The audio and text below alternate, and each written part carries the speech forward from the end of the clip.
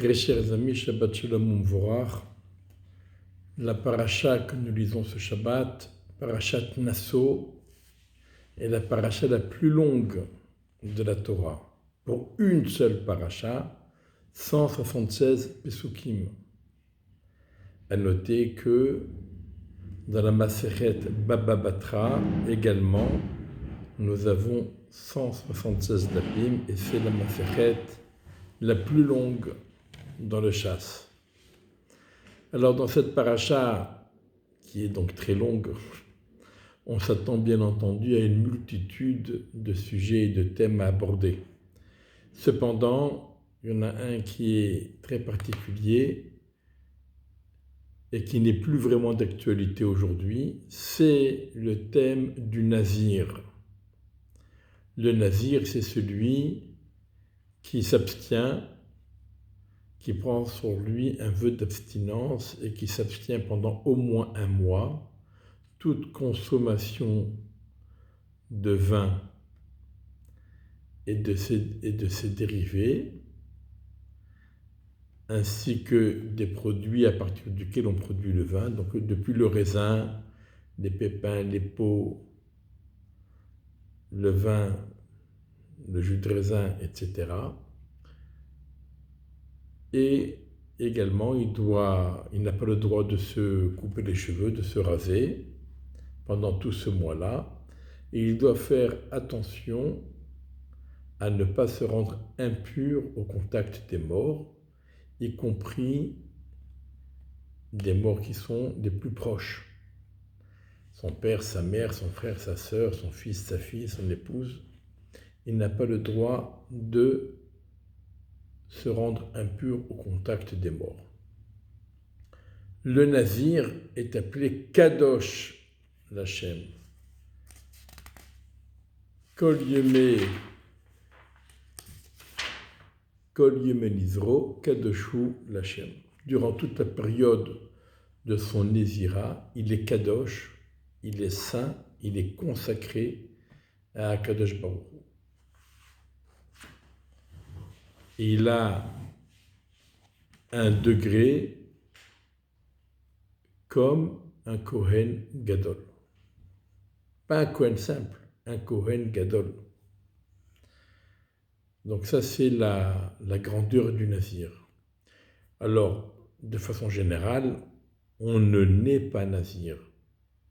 On le devient quand on prend sur soi la naziroute, qui dure au moins 30 jours, mais elle peut durer plus longtemps selon ce qu'on aura pris selon l'engagement qu'on aura pris sur soi. On connaît deux cas où le bébé est né nazir. Il s'agit donc bien sûr de Shimshon, dont on va parler dans la Haftara, mais également de Shmuel Hanavi. Shmuel Hanavi qui était de la tribu de Lévi, Shimshon lui était de la tribu de Dan, et Shmuel vient de la tribu de Lévi, et il était nazir. Alors, un point commun entre Shimshon et Shmuel, c'est que la maman de tous les deux n'avait pas d'enfant. La mère Manoar et son épouse n'avaient pas d'enfant, et ainsi que Elkana et son épouse Hana n'avaient pas d'enfant. Alors, pour Hana, on sait bien que, entre guillemets, c'était elle la fautive, puisque Elkana avait des enfants avec sa deuxième épouse Pénina. C'est uniquement avec Hana qu'il n'avait pas d'enfant. Par contre, Manoach et son épouse, ils n'avaient pas d'enfant. Qui était le fautif, on ne peut pas le savoir. En tout cas, à l'époque, ils ne le savaient pas. Et chacun rejetait la faute sur l'autre. Et quand le Malach est venu annoncer à l'épouse de Manoach tomberait enceinte, donc là, il s'est avéré que la faute n'était pas chez la femme, mais la faute était chez le mari. C'est le mari qui ne pouvait pas avoir d'enfant. Et il y a eu un miracle, il a eu un enfant. Et cet enfant s'appelle Shimshon, et dans l'autre cas, donc c'est Shmuel Hanavi. Et les deux étaient donc des cadeaux du ciel. Et il fallait, et Dieu a demandé que l'enfant sera nazir. Il devait être nazir déjà depuis sa conception. Donc déjà, la maman devait s'abstenir, depuis qu'elle est tombée enceinte, elle devait s'abstenir de la consommation de vin, etc. Et donc Shimshon, comme Shmuel, étaient nazirs depuis leur naissance. Ils étaient tous deux de très très grands tzadikim, à tel point que pour Shimshon, il est dit que Yaakov Avinu a cru qu'il serait le Mashiach. Et pour Shmuel, il est dit que Shmuel équivaut à Moshe et à Aaron, tous les deux réunis. Donc on voit la grandeur exceptionnelle de ces deux Nézirim qui sont nés Nazir, Shimshon puis Shemuel. Donc la Néziroute, Kadoshou Lachem, le Nazir est quelqu'un de Kadosh. Donc apparemment la Néziroute est quelque chose de très positif, qui permet une élévation exceptionnelle. Pourtant, la Torah nous dit un peu plus loin, si jamais il y a eu un accident et le nazir a été mis en contact de manière accidentelle et involontaire, etc., avec un mort, et donc il est devenu impur, et donc il doit interrompre la période de Néziroute. Il apportera, avant de pouvoir reprendre à nouveau la Néziroute depuis le départ, mais il devra apporter un korban khatat et un korban ola, et ce korban-là viendra expier le fait qu'il ait fauté à la nafesh, il a fauté en sa personne. Alors, on sait bien qu'on apporte un korban khatat quand on faute. Si on n'a pas fauté, on n'a pas le droit d'apporter un korban khatat. Donc, évidemment, s'il apporte un korban khatat, c'est qu'il a fauté. Il a fauté parce qu'il est devenu impur. Alors que le nazir n'a pas le droit de se rendre impur au contact des morts. Celui-là, il est devenu impur au contact des morts. Rashi nous dit, chez le nizar mitumatamet.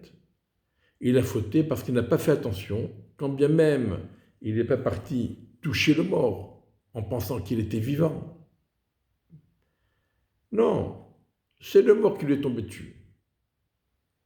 Mais malgré tout, il aurait dû être vigilant encore plus pour ne pas arriver dans une telle situation.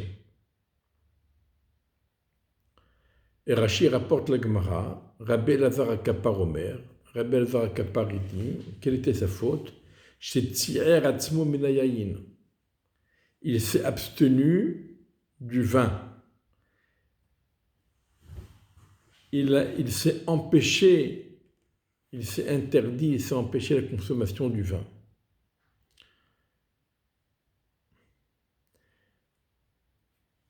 Un peu plus loin, on reprend le thème du nazir qui est resté pur et qui a mené à bien et jusqu'à son terme la période de Néziroute.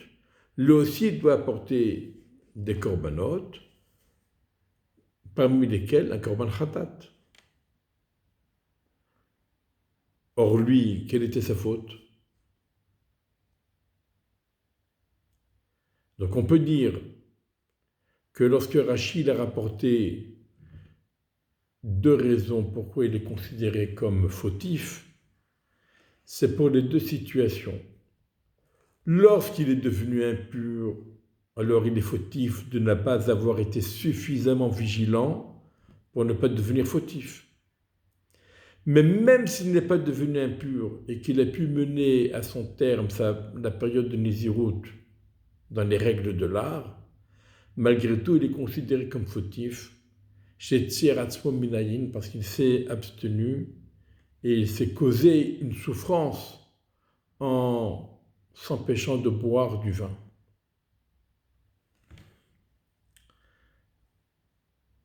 Donc, on a d'un côté un passouk qui nous dit la Nézirut, c'est quelque chose d'extraordinaire qui permet une très grande élévation et on s'appelle Kadosh Lachem, le Nazir est appelé Kadosh Lachem.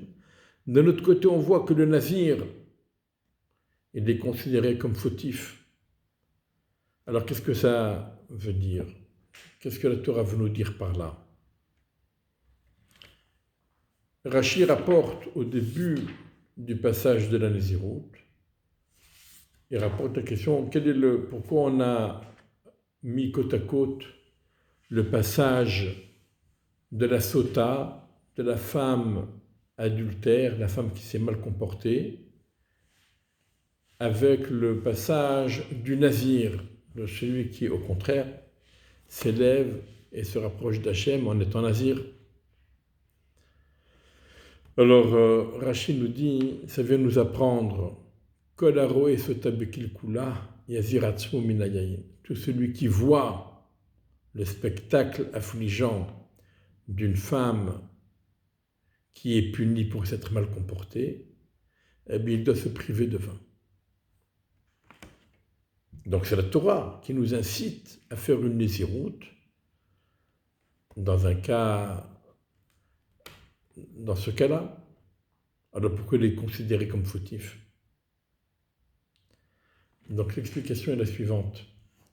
Si Akadosh Baruch Hu nous met en confrontation avec cette situation et on voit une femme qui est punie parce qu'elle s'est mal comportée, parce que les soupçons qui pesaient sur elle s'avèrent être réels. Pourquoi moi j'ai été confronté à ce spectacle et pas quelqu'un d'autre? C'est que je m'a mis face à cela, c'est pour me dire attention, toi aussi tu es en danger, toi aussi tu n'es pas net et tu dois te renforcer. Et comment on se renforce? En se privant de vin, en devenant nazir. Mais le fait de devenir nazir, c'est pas le remède miracle. Ça veut dire, deviens nazir et fais un travail. Le fait d'être nazir et de se priver du vin te permettra de faire un meilleur travail sur toi-même pour t'élever et ne pas être sensible aux interdits de Harayot, aux interdits sexuels. C'est ça que la Torah vient nous dire. Pas simplement faire un régime sans vin et c'est fini. Et miraculeusement, tu vas devenir un grand homme. Non, ça ne sert à rien. Il faut se priver du vin, mais que cette privation nous permette de faire le travail qui nous est réclamé pour qu'on puisse réellement s'élever. Voilà. Donc, c'est ça que la Torah vient nous dire. Si la personne est un nazir qui en vérité n'est pas à la hauteur et n'a pas un niveau exceptionnel, la preuve c'est qu'il était confronté à au spectacle de la sota. C'est pas pour rien qu'il a été confronté à ce spectacle. C'est qu'on vient lui dire, attention, tu n'es pas au niveau. Tu dois te ressaisir, tu dois faire quelque chose. On lui dit, ça commence par la Nézirut. Mais ça commence par la Nézirut, il faut travailler sur soi. Si jamais ensuite il est devenu impur, même si c'était involontaire et même si c'était accidentel, cela veut dire simplement qu'il ne fait pas le travail comme il faut. Si tu t'imagines que c'est un remède miracle, tu te trompes, ça ne sert à rien. Alors recommence. Et c'est pour ça qu'il est considéré comme en faute. Il est fautif parce qu'en n'ayant pas été suffisamment vigilant par rapport au problème de l'impureté, il montre qu'il n'a pas fait le travail personnel que la Torah attend de lui. Et donc il s'est privé de vin pour rien. Ça ne sert à rien ce qu'il a fait, il doit tout recommencer. C'est pour ça qu'il est en faute, il doit porter un korban khatat. Mais si jamais quelqu'un, il a un niveau spirituel déjà élevé, et il prend sur lui une nésiroute pour s'élever encore plus, parce qu'il travaille sur lui-même, il s'élève et il s'élève, et il veut se rapprocher d'Akadosh Baruch Hu plus et plus, dans ce cas, vraiment, il est kadosh. Alors pourquoi il apporte un korban khatat? Parce que là, il apporte le korban khatat, pas parce qu'il est devenu nazir. Il apporte le korban khatat parce qu'au terme de la nésiroute, il va descendre. Tu as été nazir, c'était très très bien, et maintenant tu redeviens normal. C'est là la faute. La faute est de redescendre. Alors évidemment, c'est pas évident de rester toujours en haut. Miya'ale bar Hashem ou miyakum bimkom kocho, qui monte sur la montagne d'Hachem et qui va se maintenir au sommet de la Kedusha. C'est pas facile, ce n'est pas évident. Et donc, vient un moment où il faut redescendre. Le fait de redescendre, même si on est obligé, parce qu'on n'est pas capable de maintenir, ça aussi c'est considéré comme une faute. Le premier, il apporte un korban khatat parce qu'il a pris sur lui une nésiroute et qu'il ne l'accomplit pas comme il faut. Ce serait presque une privation pour rien. Le deuxième, il apporte un korban khatat parce qu'il a atteint un tel niveau de Kedusha que le fait de redescendre, c'est considéré dans une certaine mesure comme une faute. Voilà. Donc la nésiroute, elle peut être considérée positivement ou négativement selon la personne. Et il en est de même dans tous les domaines. Ce qu'on fait peut être considéré comme positif ou peut être considéré comme négatif. Ça dépend si on est en adéquation entre ce que l'on sait, ce que l'on est et ce que l'on fait, et si on cherche à s'élever, alors c'est positif. Mais si on n'est pas en adéquation et on ne cherche pas à y parvenir, forcément, ça va nous faire regresser et donc c'est quelque chose de négatif. Tout dépend des individus et de ce qu'ils font. Akadosh Baruch Hu nous aide toujours à ne pas oublier cet équilibre et à toujours chercher à s'élever et à éviter toujours de regresser. Shabbat Shalom U'Mvorach.